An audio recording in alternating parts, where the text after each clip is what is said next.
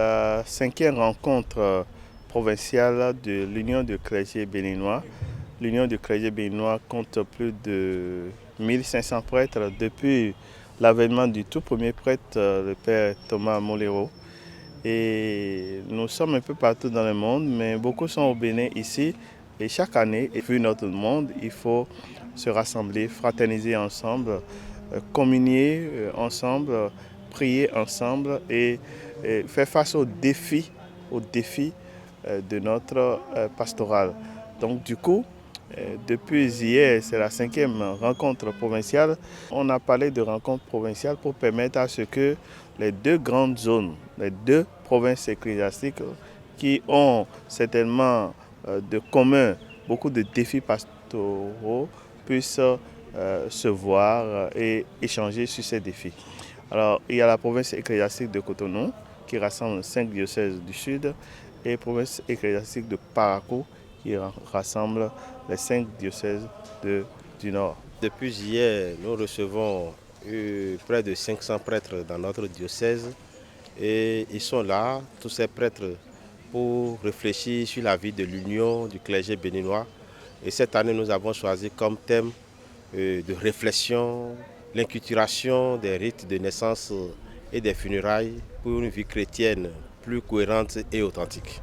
Nous avons choisi ce thème pour pouvoir amener les chrétiens à recentrer leur vie sur la foi chrétienne en partant des racines de leur culture, en reconnaissant les valeurs de la culture dans laquelle ils vivent pour pouvoir vivre convenablement leur foi. Donc l'objectif premier de cette rencontre est de promouvoir les valeurs positives de notre culture par rapport à la naissance et aux funérailles pour une vie chrétienne plus authentique. La particularité de cette édition, c'est que nous retrouvons les défis de la communauté, de la fraternité des prêtres dès la Genèse. C'est comme une résurrection où on retourne à la source. Il s'agit de l'inculturation. Comment est-ce que nous allons accueillir le Christ avec notre spécificité, avec ce que nous sommes, avec tout notre être, avec notre culture, avec notre manière d'être. Parce que le Christ est incarné. Il a pris chair de notre chair et puis en rentrant dans notre culture, il transfigure nos cultures. Donc du coup, nous pensons qu'en réfléchissant sur l'authenticité de notre foi à partir de nos cultures, nous allons mieux préparer nos fidèles à accueillir le Christ sans syncrétisme et sans superposer les valeurs. Nous avons eu pour cette première journée d'abord l'inauguration, c'est-à-dire les cérémonies d'ouverture où nous avons quand même la réponse très favorable de l'ensemble des forces vives du diocèse de Porto-Novo.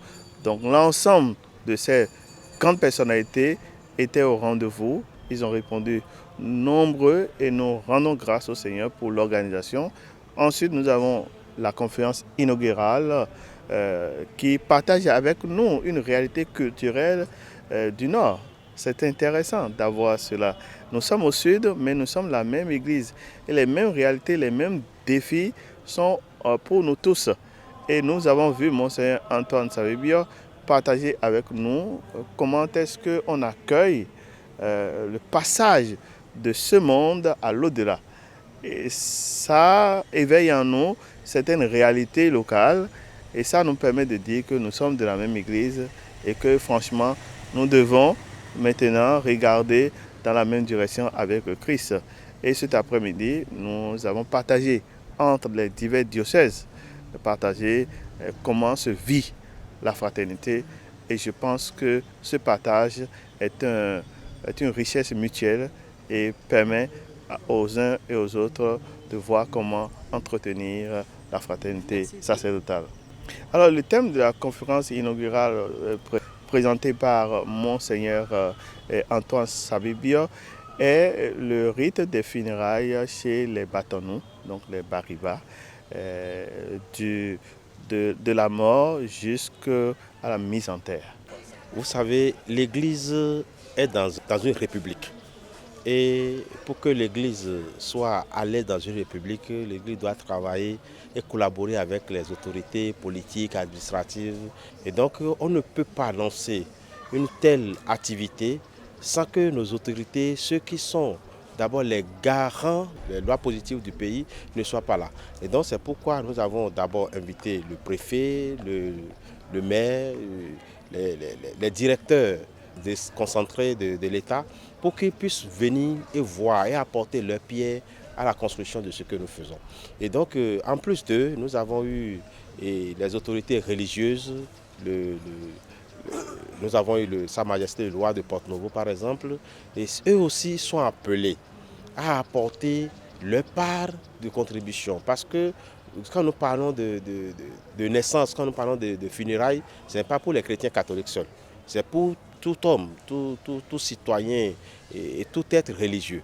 Et donc nous avons certainement quelque chose à prendre de leur côté pour qu'ensemble nous puissions donner une bonne voie sur laquelle nos chrétiens vont marcher. Pour cette première journée, je peux dire que non seulement moi je suis satisfait, et je pense que tous les participants sont satisfaits. Satisfaits d'avoir lancé une merveilleuse journée qui nous a permis de poser déjà les objectifs à atteindre, qui nous a permis de clarifier le sens que nous voulons donner aux travaux que nous avons à faire jusqu'au vendredi prochain. Donc, pour résumer, je dis que je suis satisfait du travail qui a été fait aujourd'hui et j'espère que les autres jours aussi seront comme ça. Je dirais d'abord félicitations à ceux qui sont là parce qu'ils sont là pour se donner, pour travailler. Et je dirais aussi une longue vie à l'Union du clergé béninois.